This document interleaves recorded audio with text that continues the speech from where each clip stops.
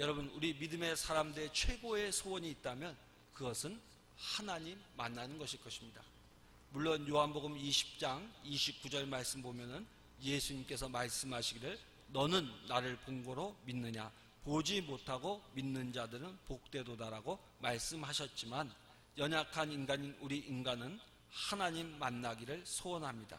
하나님을 그리고 만난 사람들은 엄청난 영적인 변화와 복을 누립니다.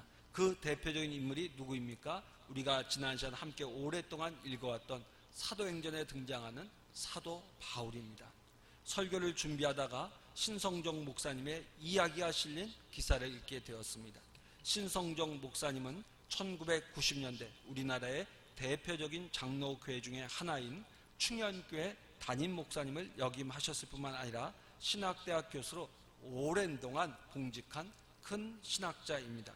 근데 이 신 목사님께서 은퇴하신 이후에 천국과 지옥을 보셨습니다. 그리고 그 경험을 책으로 출판하시고 간증하셨습니다.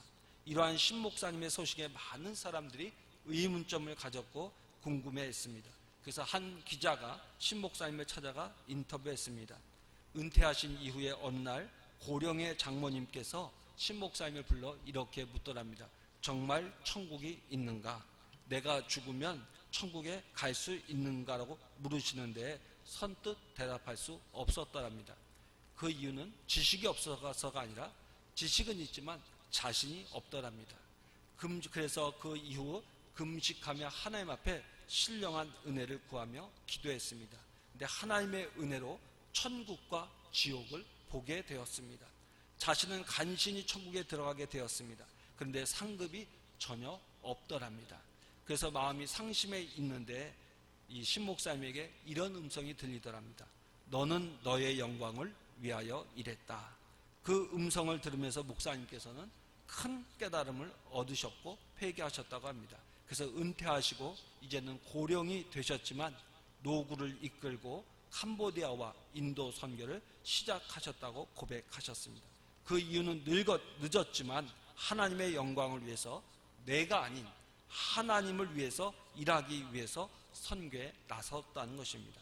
그러면서 인터뷰 중에 중요한 고백을 하셨는데, 천국과 지옥을 본 이후에 자신의 성품은 그대로인데 삶의 태도가 바뀌었다는 겁니다. 한번 따라합니다. 성품은 그대로인데 삶의 태도가 바뀌었다. 여러분, 이 말씀을 잘 기억하셔야 돼요. 여러분, 우리 예수 믿는 사람들, 여러분, 내가 예수 믿었는데 옛날 성품이 그대로 있어요. 그거는 누구나 똑같아요.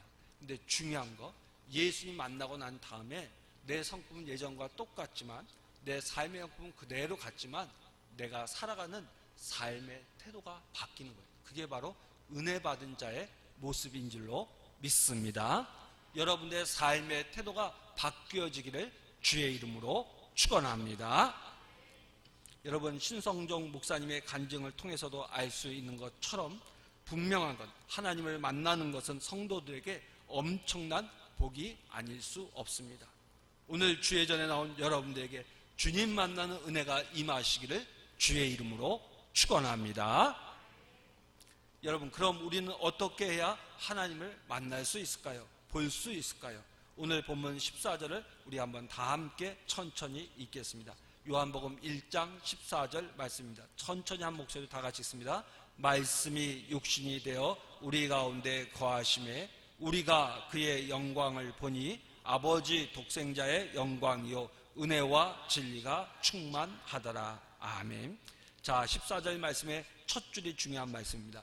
말씀이 육신이 되어 우리 가운데 거하심에 그의 영광을 보니. 자, 여기까지 한번 우리 다 같이 큰 목소리로 다시 한번 읽습니다. 시작.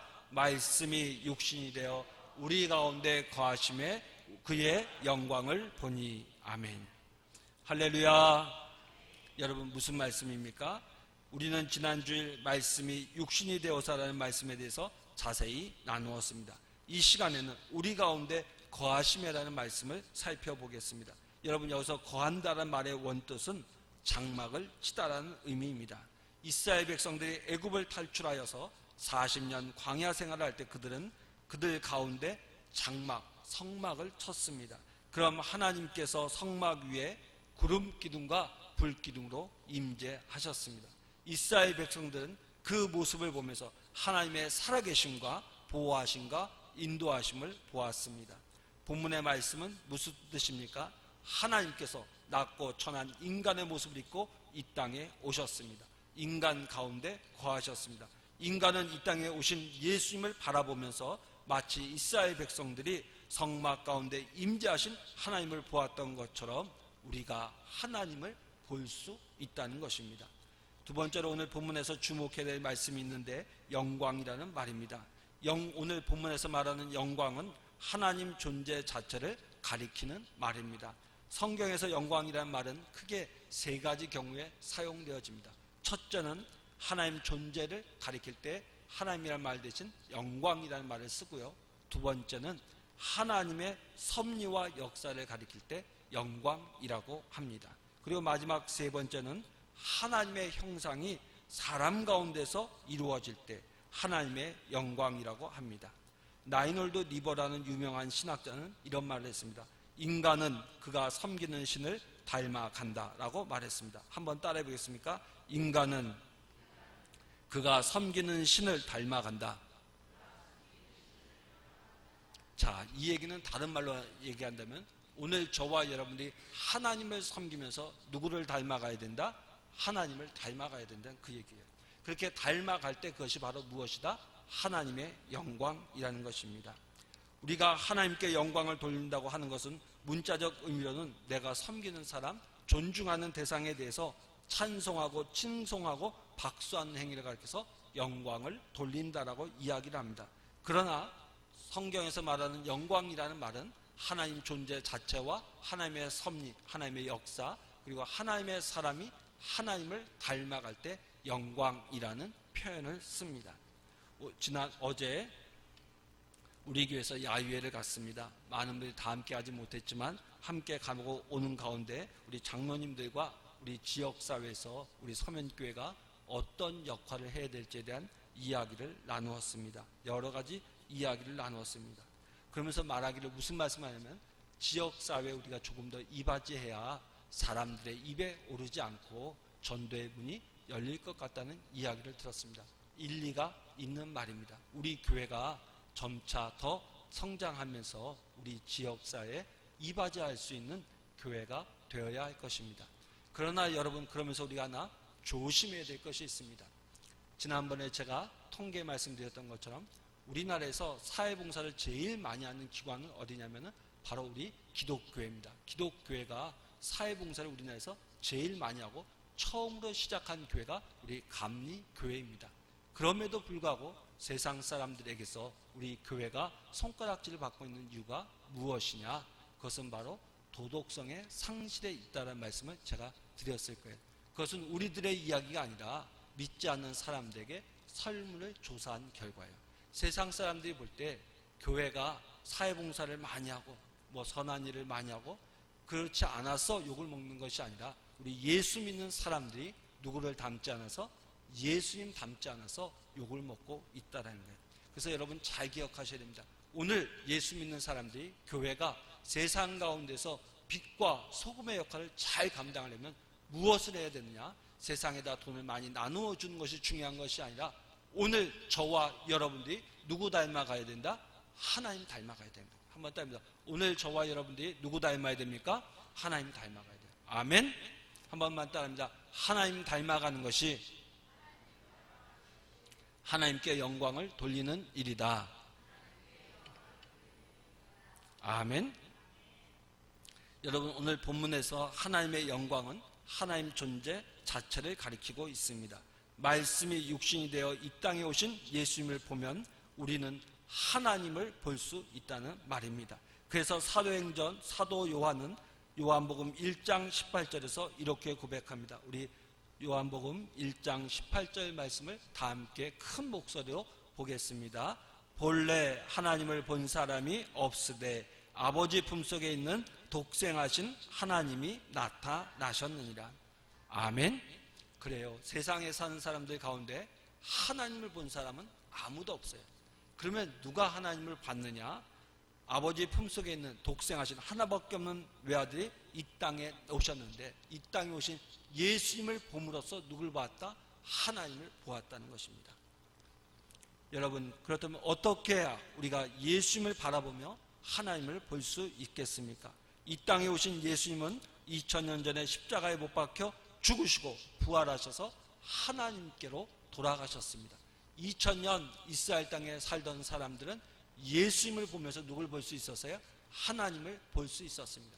그러나 오늘 이 시대에는 예수님도 우리와 함께하고 있지 않습니다. 그렇다면 오늘 저와 여러분들은 어떻게 하나님을 볼 수 있겠습니까? 우리가 하나님을 볼 수 있는 길이 있는데, 그것은 바로 예수님의 말씀과 행적이 기록된 성경을 듣고 읽음으로써 주님 하나님을 만날 수 있는 줄로 믿습니다. 그래서 믿음의 사람들은 성경을 읽으며 주야로 묵상해야 하는 것입니다. 몇 년 전에 영국의 어떤 사람이 신문에 이런 글을 실었습니다. 내가 예수 믿고 30년간 교회를 성실하게 다니며 수없이 많은 설교를 들었는데 기억되는 설교가 하나도 없다라고 하면서 이렇게 비꼬았습니다. 그래서 이런저런 논쟁이 일어났습니다. 그런데 이러한 논쟁이 한 진실한 성도의 반박의 글이 실리면서 종결되었습니다. 그 반박의 글의 내용은 이런 것이었습니다. 나는 아내랑 결혼해서 30년간 살면서 32,000 그릇의 밥을 먹었다. 그러나 아내가 해주는 밥을 그렇게 많이 먹었어도 지금 생각하니 무슨 반찬을 먹었는지 별로 생각이 나지 않는다. 그러나 그 밥을 먹어서 내가 살아있지, 그 밥을 먹지 않았으면 나는 죽었을 것이다. 오늘도 이 말씀을 듣기 때문에 하나님께서 여러분도 모르는 사이에 여러분의 신앙이 쭉쭉 자라게 하시고 믿음이 든든하게 해주신 줄로 믿습니다. 여러분, 교회는 영적 주유소입니다. 오늘도 하나님의 말씀으로 영적인 에너지를 공급받을 수 있기를 주의 이름으로 축원합니다. 여러분, 그런데 말씀만 읽어서 주님을 만날 수 없습니다. 왜 그렇습니까? 우리의 불신 때문에 우리의 영안이 열리지 않아서 말씀이 깨달아지지 않고 믿어지지 않기 때문입니다. 그래서 신자는 하나님의 말씀을 읽으면서 동시에 하나님의 도우심을 구하며 간절히 기도해야 합니다. 예수님께서 부활하시며 우리에게 그의 영인 성령을 보내주셨습니다.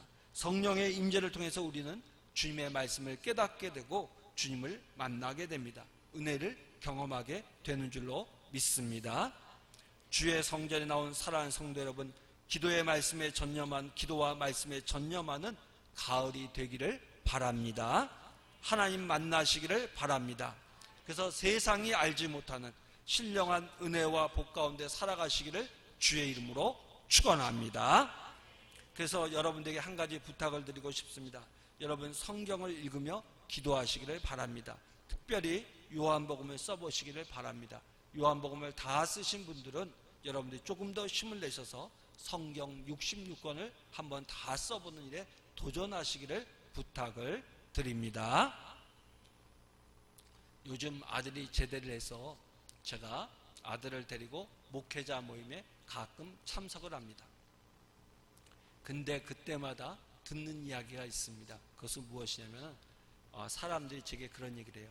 목사님, 아들을 보니까 목사님을 많이 닮았어요. 그런 얘기를 많이 듣습니다.